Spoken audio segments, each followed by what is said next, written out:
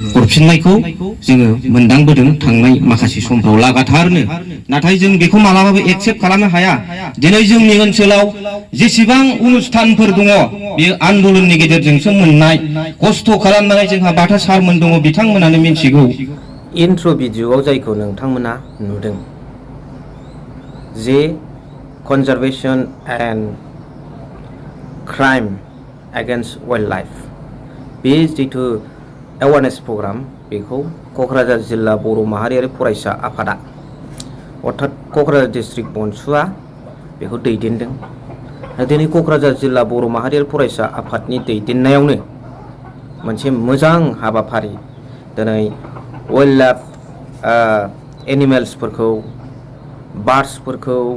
माखासे बिफां लाइफां लाइफाङारि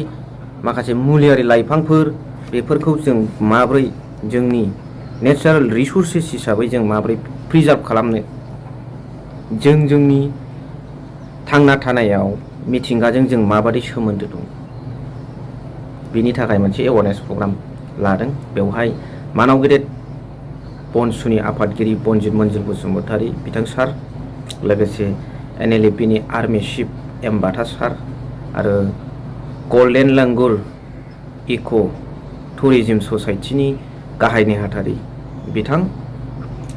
बाहागो लाफैदों बनसुनि गोबां खोन्दोनि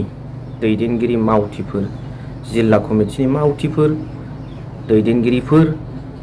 सेन्ट्रेल टीम गासै बाहागो लाफैदों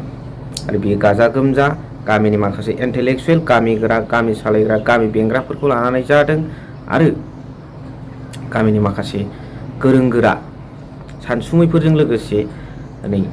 रायजो राजायाबो फैनानै बेवहाय बाहागो लाफैदों जोबोद मोजां बेयो मोनसे प्रग्राम जादों क'क्राझार जिल्ला बर' माहारियारि फरायसा आफादा जे बेखौ हाबाफारिखौ खुंनो मोननाया खाफाल गोनांनि बाथ्रा आरो फैबाय थानाय इयुनाव बिथांमोना गोबां हाबाफारि लानो थाखाय थांखि लादों दा बेवहायनो बिथांमोना माखासे बड'लेण्ड जिथु आन्दलन पृथक रायजोर जिथु आन्दलन ओइ आन्दलनर बिखय किसुमान कथा क'क्राझार डिस्ट्रिक्ट बनसुए उल्लेख किसुमान कथा उल्लेख करिसे माखासे खोथा फोरमायदों बिथांमोना बेखौ नोंथांमोना जस्ट नायलांनानै जोबनायाव कमेन्ट्स हरबानो जाबाय बिनो थाङोब्ला बबेबा अफिसाव हाबोब्ला जोङो धर्ना हाबाफारिनि बड'लेण्ड सेपारेट स्टेट पृथक रायजोनि खोथा लानानै जोङो रायज्लायहैयोब्ला उल्था सिटिखौ माखासे अफिसारफ्रा जोंनो हरफिननायखौ जोङो मोनदांबोदों थांनाय माखासे समफ्राव लागाथारनो नाथाय जों बेखौ मालाबाबो एक्सेप्ट खालामनो हाया दिनै जोंनि ओनसोलाव जेसेबां अनुष्ठानफोर दङ बेयो आन्दोलननि गेजेरजोंसो मोननाय खस्थ' खालामनानै जोंहा बाथा सारमोन दङ बिथांमोनानो मिथिगौ जोङो मोनफ्रोमबो बुस्थुखौनो आन्दोलननि अनगायै आन्दोलन गैयाजासे जोङो मोननो हायाखै आरो उनावहाय जायफोर अनुष्ठानफ्रा जाबोदों बियो आन्दोलननि फिथाइ महरै मोनखांनायनि उनाव सिस्टेमजों फैनानै बियो जाफैदों बेवहाय गोबां बर' बिर जोहोलावजोफोरनि मुंख्लंफोरनि गोबां अबदान दङ बेफोरबायदि बड'लेण्ड आन्दोलननि थाखाय धर्ना होनायनि थाखाय हाबाफारि लानाय माखासे प्रग्रामफोरनि स्टिकखौ सोरबा अफिसारफ्रा दिनै बेलथायफिननो नागिरनायखौ जों मालाबाबो गनायनाय नङा आरो फैबाय थानाय समाव बेजों थाब खारहोनो थाखाय जों जेब्लाबो रेडि आरो बेखौ जोङो होबोदोंबो मालाबा बिनि फिथाइ महरै बिनि फिननाय महरै जोङो खाट्टार एन्सारखौ जोङो होबोदों बेयो दा बावैसो दाख्लै जानानै थांदों माखासे सम आरो बोथोरखौ लानानै बिनि सायाव गुवारै सारमोनजों जोङो सावरायबावगोन दा बुंदों बिथांमोना बड'लेण्डआ जाखाबाय होननानै जोंनि डिस्ट्रिक्टनि गोबां दैदेनगिरिफ्रा बेखौ मिथिगौ जों रायज्लायनानै कनफ्रन्टेड मोगा मोगि जानायखाय दा बिथांमोना सानदों जानांगौ बिटिआरखौनो बड'लेण्ड मोनबाय सानदों जानांगौ नाथाय बिटिआरआथ' माब्लाबा बड'लेण्ड नङा आरो बड'लेण्ड आन्दोलना जोङो मोनैखायनो दिनैसिमबो